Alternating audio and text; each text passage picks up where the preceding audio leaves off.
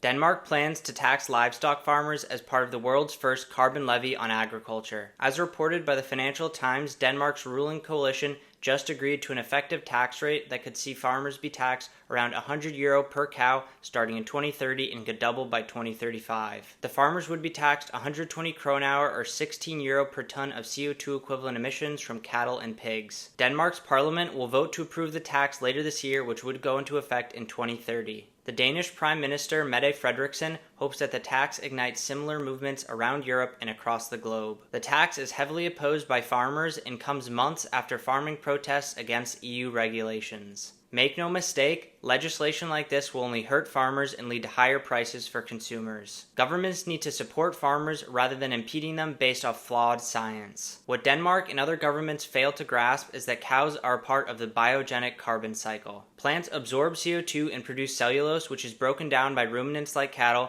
which have 4 chambered stomachs. The first chamber, the rumen, breaks down and ferments cellulose and starch so it can be digested by the cows. During this process, a portion of methane is released from belching. After 8 to 12 years, the methane is converted into atmospheric carbon dioxide through hydroxyl oxidation. The carbon in this cycle is recycled rather than quickly being created and accumulated. Plants then absorb the carbon again. Furthermore, policies like this don't factor in the benefits that grazing cattle have on our soil and land. Food waste is a larger contributor to greenhouse gas emissions in cattle and is a much larger problem that governments should focus on. The most important thing you can do is supporting local farmers and avoid falling into this greenwash movement. Let me know what you think about the new Danish law in the comments below.